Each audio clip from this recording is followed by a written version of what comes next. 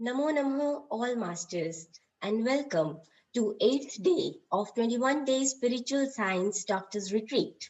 Today we are having Dr. Muskan Yaduvanshi with us, who will speak upon J. Shetty's book Think Like a Monk. But before going to that, I will introduce you who Dr. Muskan is.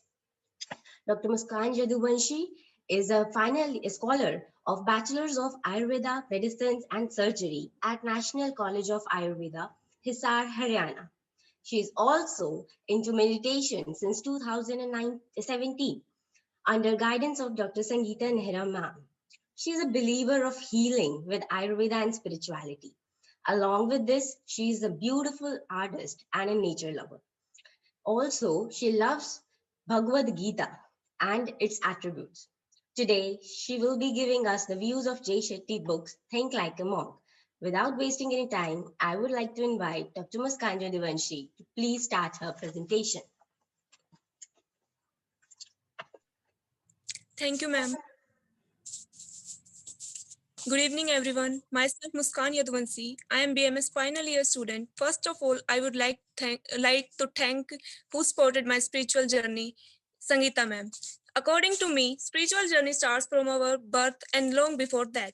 Everything we do in the day, from washing to eating breakfast, having meetings, driving, watching TV, or deciding, everything we do is our spiritual life. It is only a matter of how consciously we do these ordinary things. I'm kind of introvert, so I never take initiative in presentations and seminars. But I think this is the best platform for introvert like me.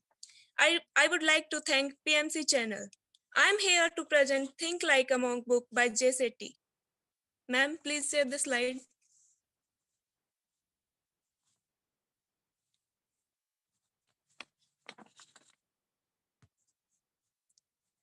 Why should we think like monks? The answer is if we want to train our mind to find peace, calm, and purpose, monks are the experts. The Bhagavad Gita states, for him who has beat the mind is the best of friends. But for one who has failed to do so, his very mind will be the greatest enemy. This book explains all the techniques of controlling the mind and transforming life. Think Like a Monk book includes a combination of early wisdom and J. Setty's experiences. The aim of this book to apply a monk mindset. Think Like a Monk book show how to clear the roadblocks to your potential by overcoming negative thoughts. It can be challenging to apply the lessons of monks to however, to reduce stress, improve self-discipline, and focus and maintain relationship in the modern world. Let us talk about the author. Jay Shetty is an award-winning host, viral content creator, motivational speaker, and author. Jay launched his YouTube channel in 2016 to provide wisdom videos. Jay life was changed when he met a monk at the age of 18. Jay wanted to serve others. At the age of 22, he spent 3 years traveling across India and Europe as a monk. His day would be spent on personal growth and other half serving others. Today, he has moved back into the society. However, he aims to help people apply the monk mindset to busy city life. Author had a friend in college who asked him to join a session with monk. At, the, at that time, Jay was not in favor. He didn't believe the monk would know anything. He didn't already understand the world. But he agreed to attend this lecture with his friend. To his surprise, Jay was immediately inspired by the monk. Jay was so impressed, he asked to meet the monk personally and made the decision to become a monk. He is not expecting readers to become a monk. However, he would like to think like a monk. Ma'am, slide change karo. Author divides this book in three parts: let go, grow, and give. In, in first part, that is let go, author explains how one should let go of anger, ego, fear, intention, and everything that brings negativity to you. The more we hold these emotions, the more we waste our time on unimportant thing which ruin our life. Second part is grow. In this part, author explain not to run away from pain. Instead, consider this as an exercise that will give you great pleasure in the long run. In this part, author explains step by step how to get rid of toxicity and negative emotions to cultivate peace and love. In third part, this is informed that our life is driven by some purpose and our ultimate purpose should be to give back to the society. Author explained how to maintain relationship and also tell about the importance of gratitude in one's life. I love the approach of how he has explained every single universal topic with the great inspiration examples. One of the first things I really enjoyed in this book is a story that explains the importance of breath. When Jay Shetty went to the monk school in India, on his first day, he noticed a 10-year-old kid monk teaching a class to 5 years old kid. At the end of class, 10-year-old kid tells Jay Shetty this was their first class in the monk school, and then asked to Jay, what did you learn from first class? Jay said that I learned alphabet and numbers. What did these monk learn from you in their first class? Monk child replies that breath is the thing that lasts with you when the moment you born to the moment you died. It is the only thing that lasts throughout your lifetime. And then look at the wisdom of the monk child. He asked Jay, when you get stressed, what changes? Your breath. You get angry, what changes your breath? We feel every emotion from breath. Our breath is so important. If we manage our breath, we can learn to manage our life. And that's why these 5-year-old kids are learning how to breathe.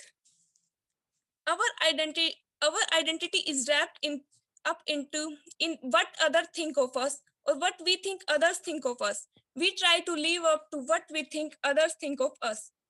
Our identity is like a mirror covered in dust. We have no idea who we are, what we want to be, who we seek, and what we want to value. This is due to the dust that hide our vision. Jay explained that cleaning your mirror will not be pleasant experience. However, only once you have removed the dust, you can see your true reflection. On the topic of values, Jay says that we live our lives trying to live up to the expectations of our parents, family, friends, teachers, or society.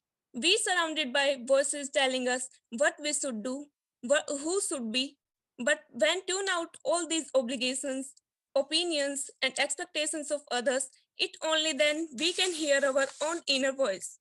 The only way to build our meaningful life is to filter out the noise and look within. That is the first step to building the monk mind. Our values are our values are like ethical GPS, help us to navigate our life and give us direction to life towards which actions, habits, and people are the best for us. Speaking of peoples, let's talk about our next topic, that is negativity. It helps us to build a community that reflect who you want to be, a community that reflect the future you want. Ask yourself, when I spend time with this person, this group, am I getting closer to who I want to be or further away? I love the 25-70 principle about negativity that Jay shares in this book. That for every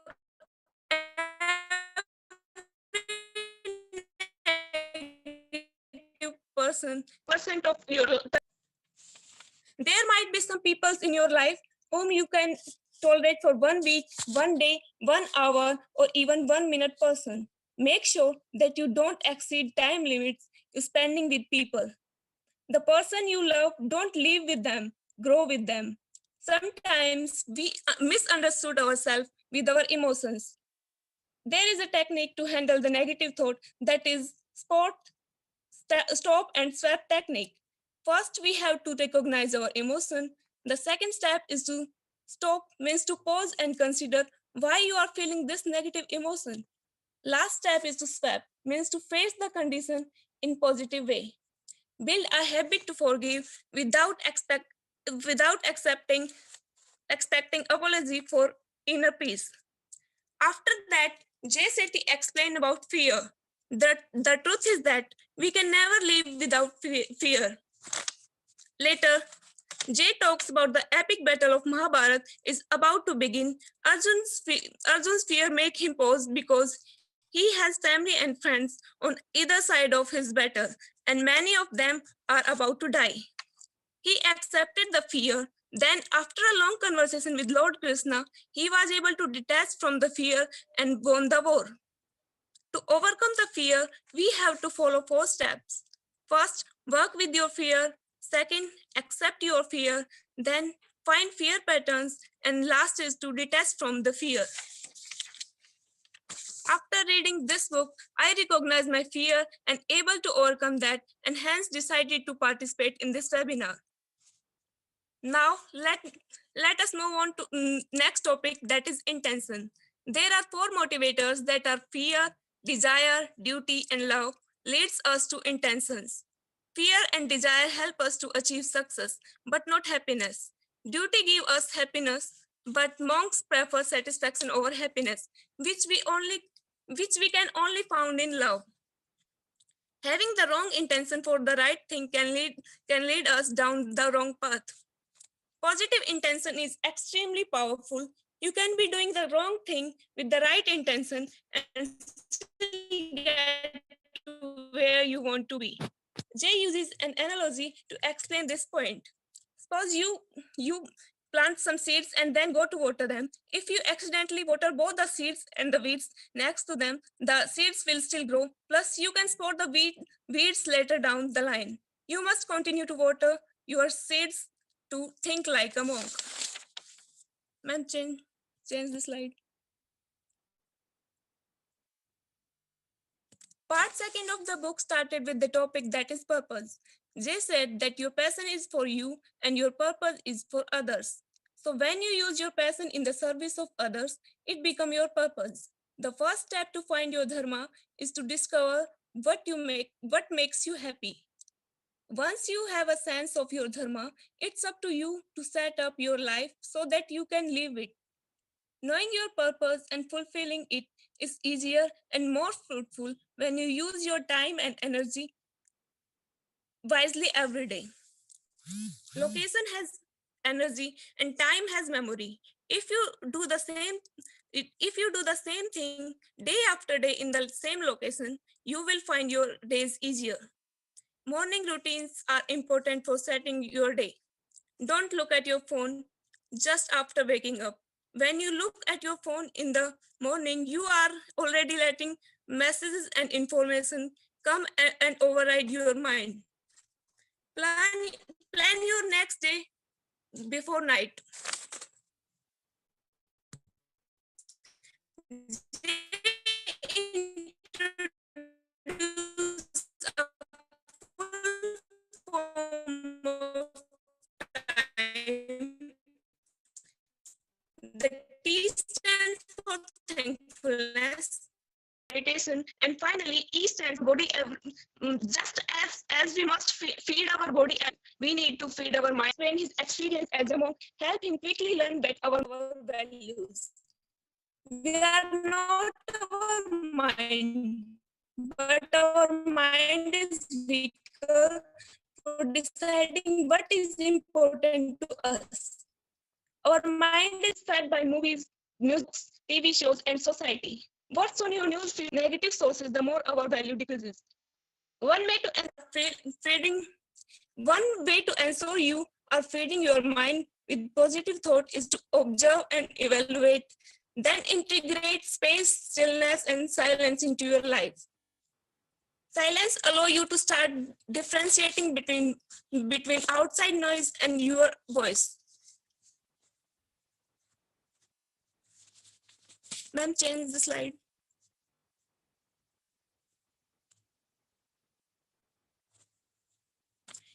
In the modern world, we all are fear of being still and alone with our thoughts. J provides 3 ways that can help us to create space, silence, stillness requires for our reflection. Sit down daily to reflect on how day went and what emotions you are feeling. Monthly, try to get involved in something meaningful to you, such as a charity or a hobby. The monkey jumps from branch to branch, gets distracted and easily entertained, and the monkey mind is the same. But the monk mind stops to observe, be in present, gain awareness, and is proactive, not reactive. It is constantly trying to find ways to improve as opposed to find ways to instantly gratify. We all need a little bit of guidance in our life. Don't wait for the storm to calm. Calm your mind and the storm will pass. Instead of waiting for a mm, mm, instead of waiting for a good situation and the sunny day to feel happy, things we can't control become the sunny day. The monk mind thinks, let me be what I need. Let me not need it. So if you need calm, become calm. So many of us when when we feeling pain or stress, search for a distraction instead just sit within and think about your stress. I see and I know who you are. Understand the stress and talk to it.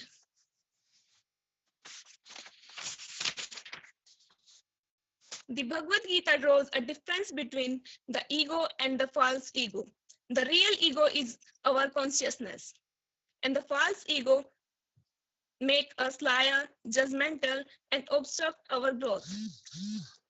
Keep an eye on your ego and detach from your ego.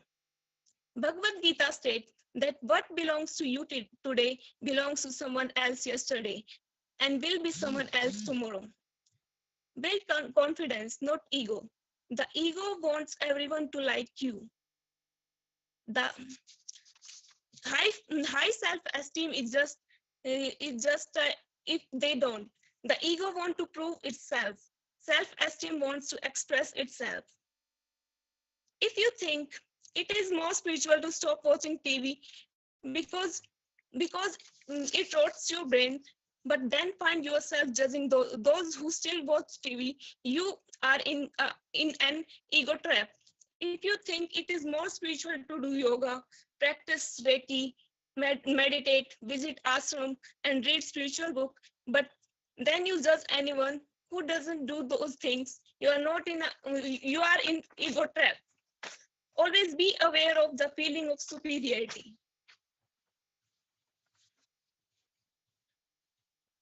Detachment is a form of self-control that has initiative, that has infinite benefits across every form of self-awareness, but its origin is always in the mind.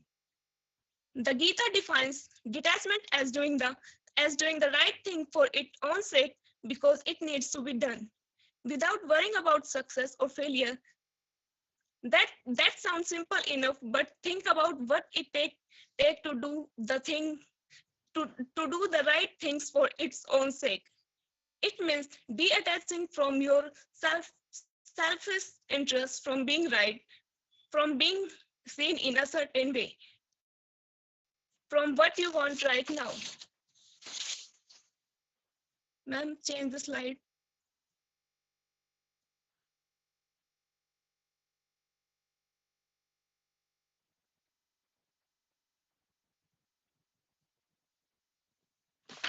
Let me talk about the third part, that is give. Once we have trained the mind to look inward, we are ready to look outward at how we interact with others in the world. Today, it is common to talk about amplifying gratitude in our life, but attaching a hashtag to a movement is different from being the root of all we have been given and bringing true intentional gratitude to our life every day. Gratitude is the mother of all the qualities. Express gratitude towards your parents from your action and heart also. On the topic of relationship, author described if you If you don't know who you are, you will not know what you want from a relationship. So you will send out the wrong signals and attract the wrong people. The heart of all challenges in relationship is diagnosing what we are asking for and what we need. Jay outlines 3 ways that you can genuinely spend time with people who you care about: presence, attention, and intimacy. Spend time with your parents, siblings, and friends. Grow with them. If you are Jay Shetty fan, you know how much knowledge and awareness he has on relationship. In this book, also, he has shared his experience of choosing the right relationship and how to maintain it.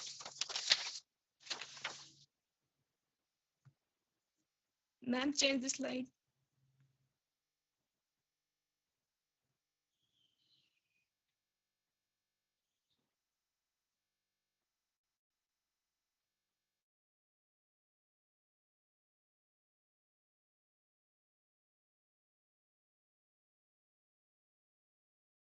Muskan, you're not audible. Your life is to live in service. The monk may think he has come to gain something for himself, peace and prayer, study or teaching. But if his vocation is genuine, he finds that he has come not to take but to give. An infinite number of people and cause need our help now. We need everyone in the world to do everything.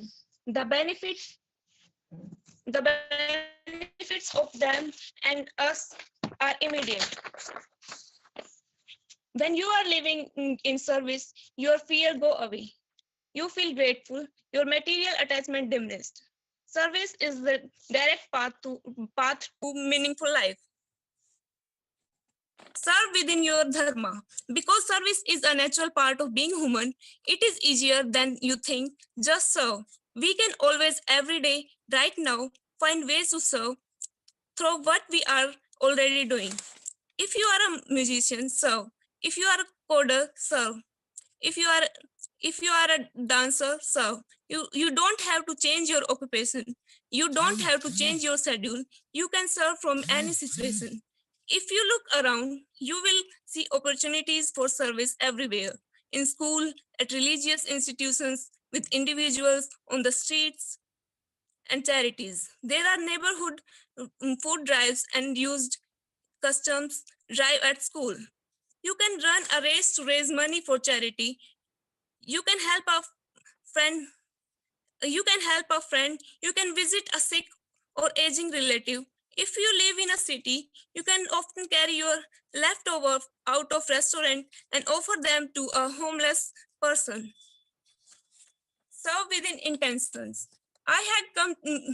JCT tells that he had come to the ashram to serve, and when he was saying goodbye, one monk who had been like a brother to him took him aside. He said something like, "If your health and being a monk isn't right for you, that doesn't mean you can't serve. If you feel you can serve better by being married or becoming a chef, that's that take priority, then take priority. Service to humanity is the higher goal." All these sufferings belongs to us. When the monks and the Jeseti were fending for themselves in the village, the ultimate lesson for them was that there was always another level of service. This lesson emerged from looking past.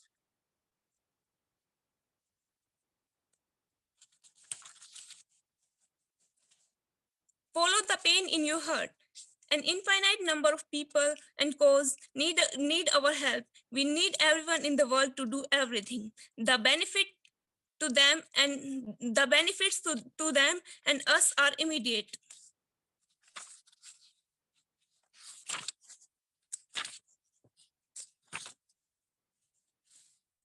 The word seva is a Sanskrit for selfless service. The word seva is Sanskrit for selfless service.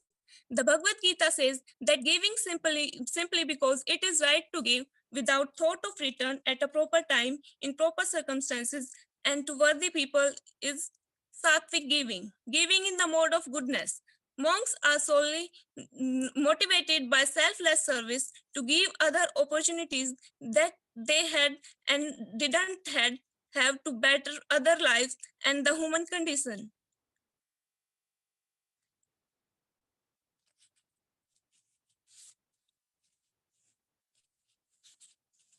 The highest purpose is to live in service. It is not that all people keep the service secret. They mention them, but but our intent but our intention should be true.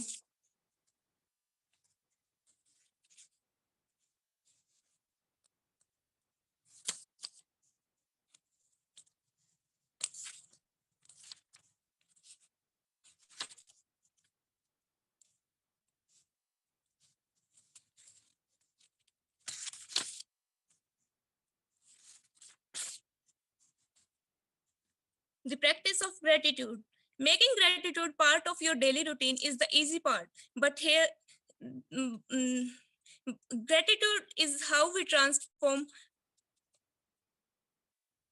Jain master says that the mind of poverty has nothing to do with the material poverty.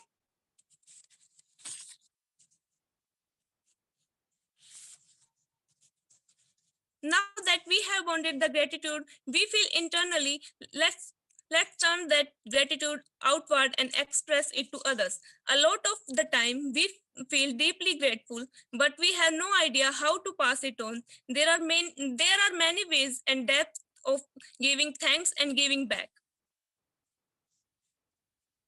The most basic way to show gratitude is to say thank you. But who want to be basic? Make your thanks as specific as possible. Think about the thank you notes you might receive after hosting a gathering. At least one will likely say, "Thanks for last night. It was awesome." Another might say, "Thanks for the last night. The food was wonderful. And I loved the funny sweet toast you made to your friend." This is the key. This is the key. Your friend felt joy at being part of gathering that you put together, an effort they took to compose, and thank you note brought joy back to you.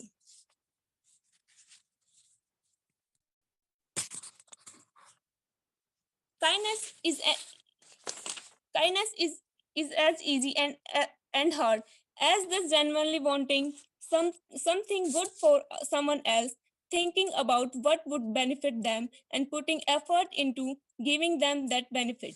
If you have ever made a sacrifice for someone else's benefit, you can easily recognize the effort and energy someone else give to you. That is to say, your own acts of kindness teach you what it takes to be kind. So your own kindness enables you to feel truly grateful.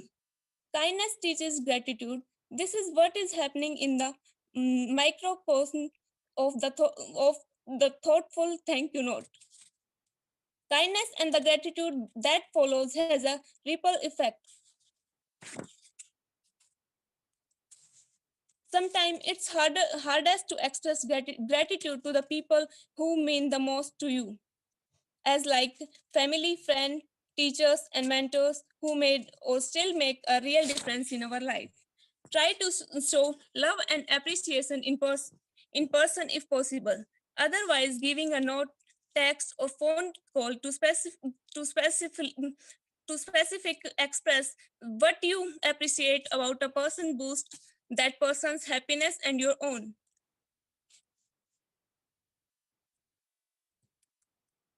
Gratitude is the mother of all the qualities. As a mother gives birth, gratitude brings forth all the qualities: compassion, confidence, passion, positive traits that help us find meaning and connect with others. It naturally follows that in the it it naturally follows uh,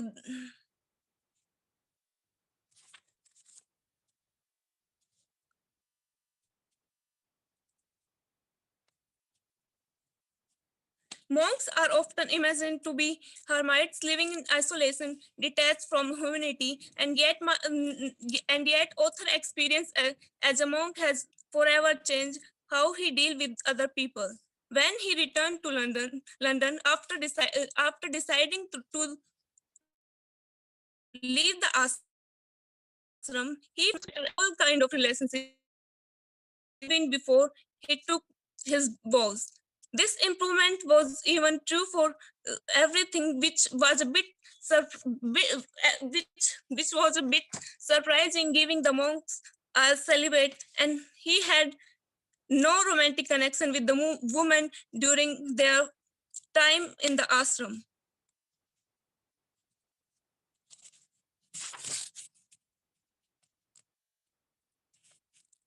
JCT described four type of trust: competence, care, character, and consistency.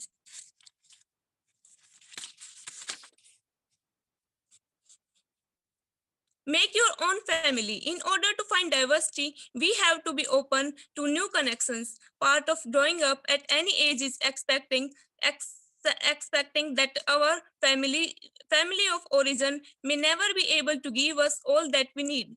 It is okay to accept what you do and don't get from the family who raised you. And it's okay, necessary in fact, to protect yourself from those in your family who aren't good for you. We should have the same standards of our family as we do for someone else. And if the relationship is for, we can love them and respect them from a distance while gathering the family we need from the wider world. This doesn't mean we should neglect our families, but forgive and gratitude come more easily when we accept that we have friends and family, and we have friends that become family. Feeling connection, feeling connected at some level to all humanity can be positively therapeutic for those who own families have made their life difficult.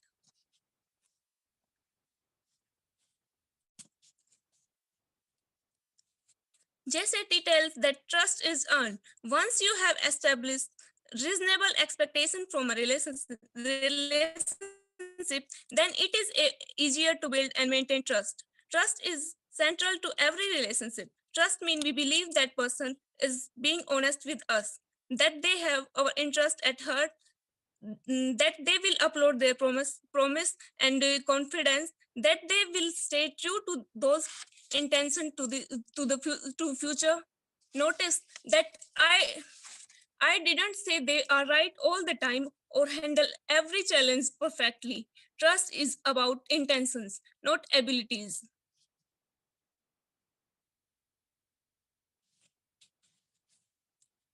When an important person let us down, the blow to our trust reverberates across all the relationship.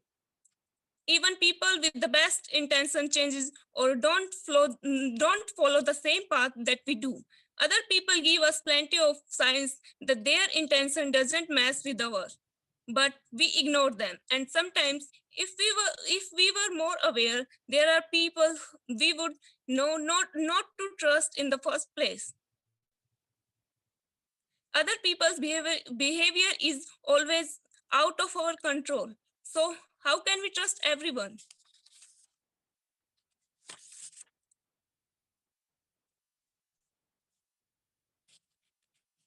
Trust is a daily practice. Relationship rarely get to a point where both participants can say, I absolutely know this person and they absolutely know me. Like a curve that continuously approaches but never reaches a line, you never get to the point of saying, I trust them fully and they trust me fully forever and ever.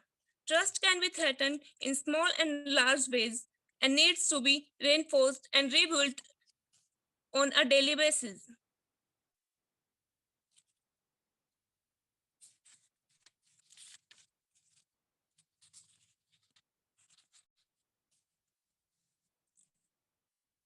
JCT said that quality matters, not quantity. When it comes to the energy we expand and receive in the relationship, the focus is quality, not quantity. Nobody wants to sit with you at dinner while you are on the phone. This is where you confuse time and energy. You can spend a whole hour with someone but only give them 10 minutes of energy.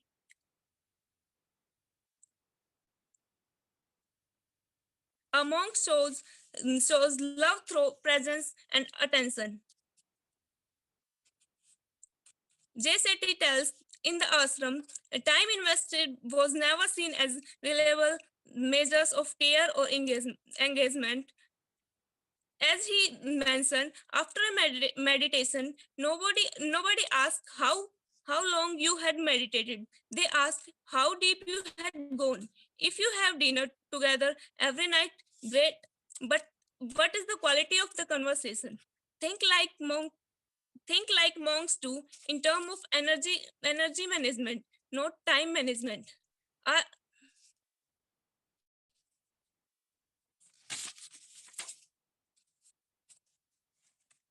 There are 6 loving exchanges. First, giving with intention. Second, receiving with gratitude. Third, listening without judgment.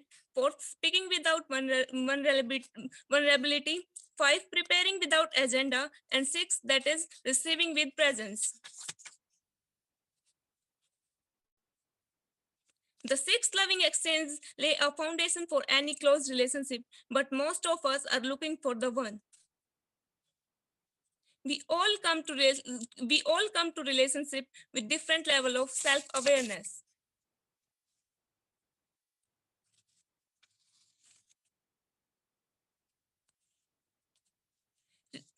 Mm, uh,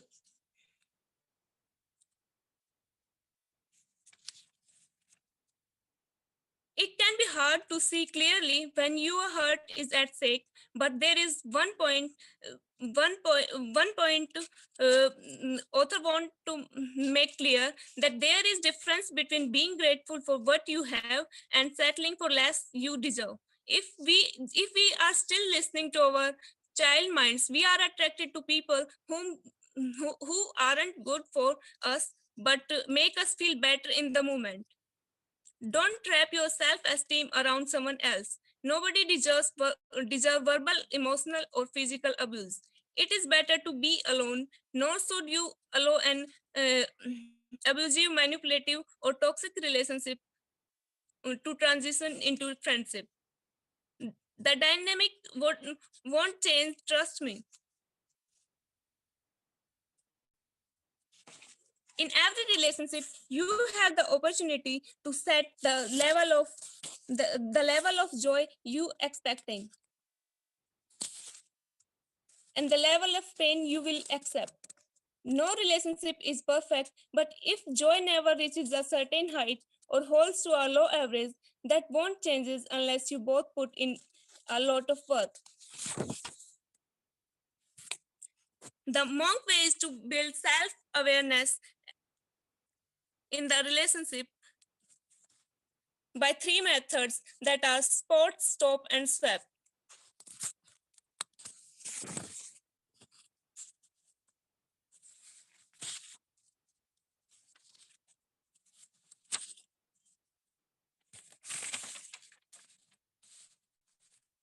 Even though it's impossible to speak all about all that I have experienced and learned, I am ending with this. Shetty, while concluding the book, said, "Life is not a computer program. It's a dance. When we dance, there are no rules. We must be open to whatever song comes on.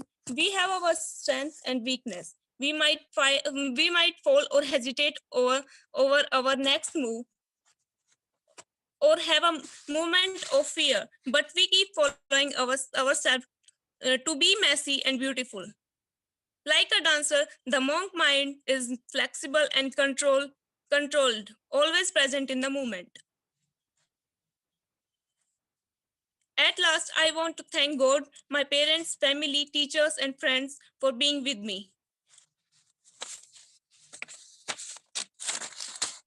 I felt like this book was made for me. Almost every chapter felt relevant. It was everything I wanted out of a book or more. Lastly, I would like to thank Sangeeta ma'am and Khyati ma'am who supported me to present this book. Thank you everyone for listening carefully. Grow with your family, friends, and loved ones.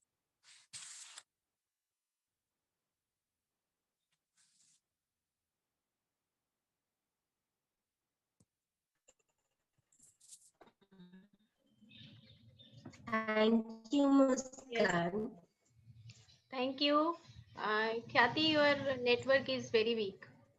Thank you so much, Muskan, for beautiful book, for explaining so Your voice is not clear. vastly, so beautifully about the book.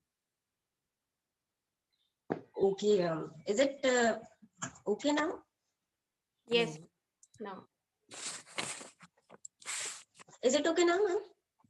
Yes. Okay. Hello, am I audible? Yes. Yes. Okay. Thank you so much, Dr. Muskan, for vastly explaining this book. And think like a more. No, it is not clear, Khyati. Okay. Thank you, Muskan. Okay, I will sum up. Okay. So thank you, Muskan, for explaining this book, and you have explained some important points of this book. Like first is the my the most important loving word, that is the breath. So if we are with our breath, so we are in the awareness. So, and this is the main principle of PSSM also. This is the main principle of Pyramid Spiritual Society movement and this channel also. Because without breath, we can't be aware. Without practicing breathing process or the meditation, it is very difficult to be self-aware about ourselves. And the second point you explained, that very good, that the gratitude, the feeling of gratitude is also important, because nowadays something is missing, and that is missing is the gratitude, like the thankfulness and the reverence about the others, and the same the compassion also.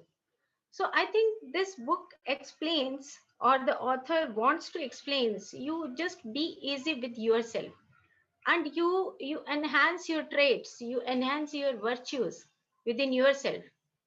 And what is the reality within you, you take out that reality out of your fear, and out of your where you are more conditioned, where you are more limited.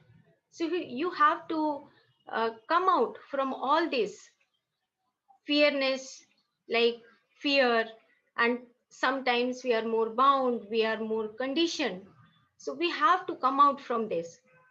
So when he visited in India, and then he realized that the main thing is breath. So I want to explain that the what are the main, why is that the breath is important for all of us.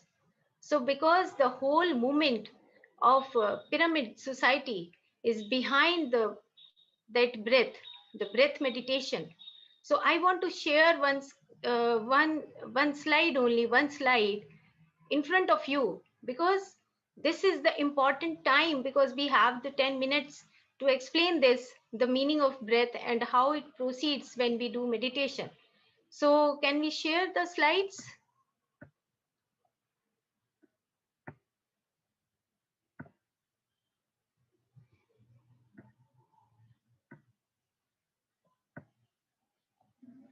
You just see this, only one aware breath, it changes within ourselves, that how it changes.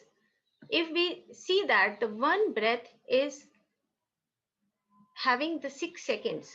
The 1, 2, 3, 4, 5, 6.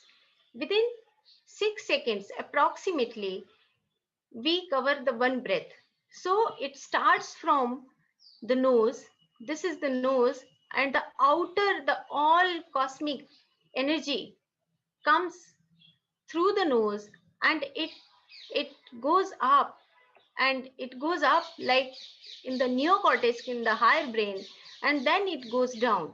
Within 1 second, we covers this area, and after that, in the second second, then it comes down behind our backbone in the spinal cord, and then in the third second, it more comes down, and in the 4th second, it touches the lower back, or we can say the spinal cord, the tip of the spinal cord.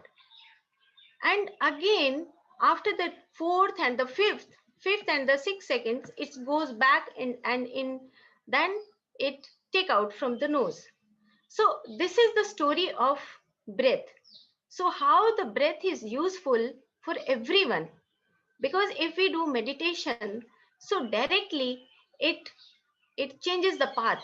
It changes the path means, like, if we breathe normally in normal life, so we our path is just like in the midbrain, like the midbrain. But if we are aware about our breathing, so it goes upward. Like I share the next slide, like this one.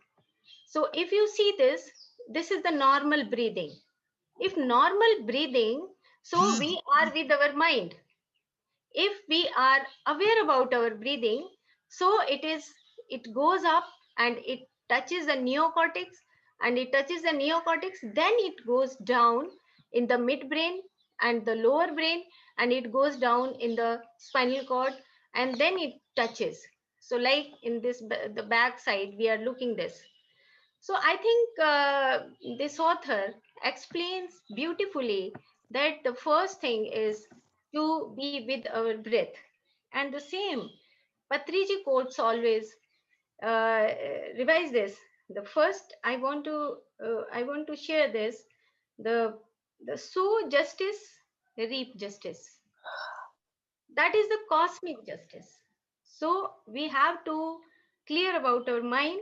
Sow injustice, reap injustice, that again is cosmic justice. Spiritual health is the root, and the physical health is the fruit. And birth is an entry into, and death is an exit from. And in between the birth and death, the breath plays the whole our lifestyle. So how we breathe, it depends on us, and how we practice of breathing, it depends on us. So if we are aware about our breathing, so we can lead a very good life. So next is, the birth is an entry into, and death is an exit from a particular biological system. Birth is a dip in, and death is a come out. And spirituality means living with worldly reality. Spirituality means not running away from the worldly reality. And we are not the biological system that we see in the mirror. And we are an energy, wisdom, consciousness system. So the main conclusion is, I think all the authors, they are not talking about the physical bodies. They are talking about the love, fearlessness, gratitude, and the special something archetype. The means, the archetype is we are creating our virtues within ourselves. The the meaning is archetype is something, the inner beauty.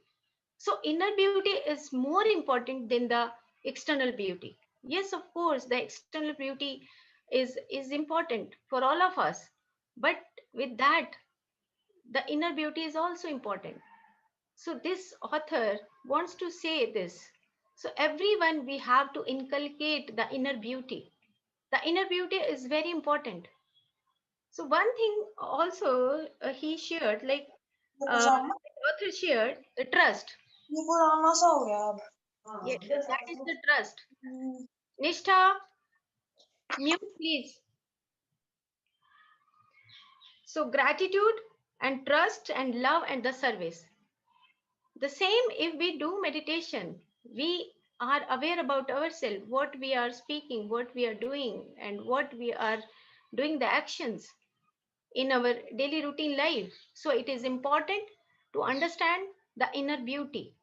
So inner beauty we can inculcate through the last point. They she shared that the monkey mind and the monk mind.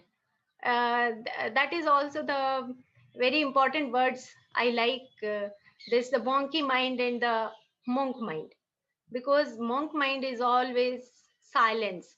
Like in the science we always assume the beta waves and the alpha waves and the theta and the delta waves. So if we are with the beta waves, the beta waves are the waves in which we are restless, like the monkey mind. In duality, we are living in duality. And the monk mind is something we are with the alpha waves or the theta waves, when we are more silent and we can think, and we are more clear about our thoughts, that what are the thoughts, and the same we can do the actions in a very pure state. So thank you so much, Muskan. Thank you. Thank you all. Thank you so much, ma'am, for your words of wisdom. And I will surely say that when you are in silence, then your thoughts become clear, and your virtues become clear to you. And yes, it's a beautiful book. Thank you, Muskan, for sharing the views of the author here and explaining gratitude, trust, relationships, the meaning of service beautifully. That has been already been told in Bhagavad Gita, our own beautiful holy book. And now, can we go for meditation for few minutes? Okay. Everyone, please uh, sit down calmly, close your eyes, clasp your hands, and cross your legs. Relax, breathe in and breathe out. Breathe in and breathe out. Let the thoughts come and go. Do not respond to them. Find yourself in ocean of consciousness. Find yourself in peace.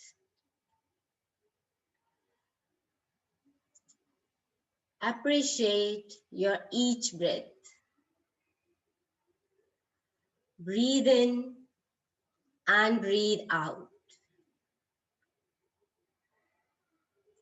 Learn to be aware. These breaths stay with you whole of your life. They are way to the truth, to the eternity. Breathe in and breathe out.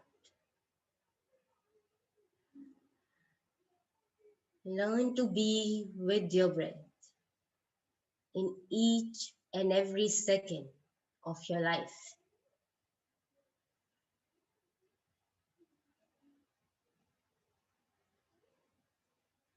Feel the energy going inside.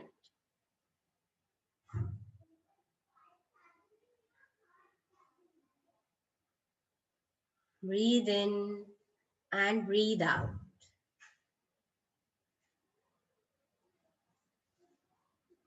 Let the positivity come inside you.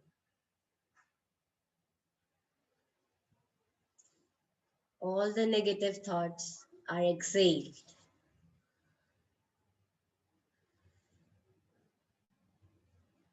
Know the meaning of your breath.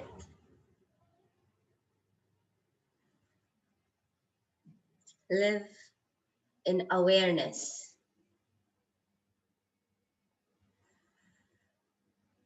You are lighter now.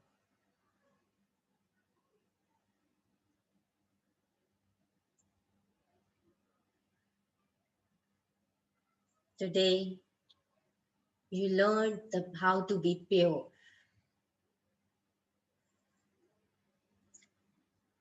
You learned the gratitude.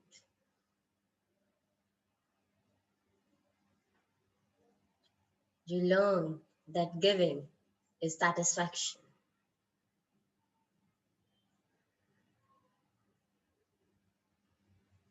Inculcate positivity in you.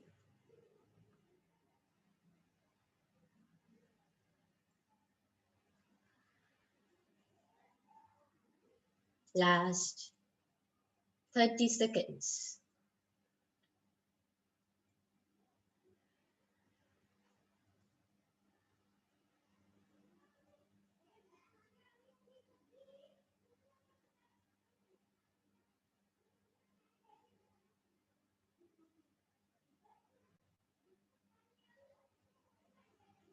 Last 20 seconds.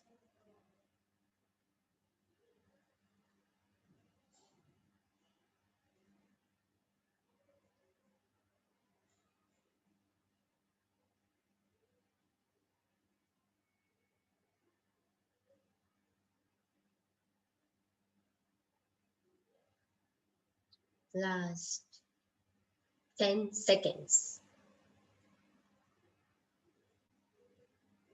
10, 9, 8, 7, 6, 5, 4, 3, 2,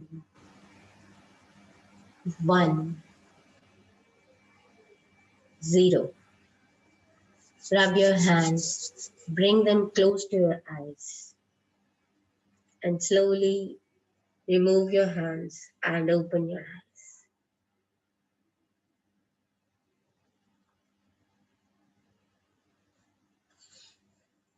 Thank you all for joining us today. And I would like to thank PSSM, Maharashtra Trust, PMC Haryanvi, PMC USA, PMC Global, PMC English, PMC UK, and Pyramid Health Channel Malaysia for giving us all this beautiful opportunity to present in front of all the world and explain all the authors and our views regarding spirituality, health, and love. Thank you, and we'll meet tomorrow with again with new speaker, new book, and a new topic. Till then, thank you and namaste. This is Dr. Khyati signing off.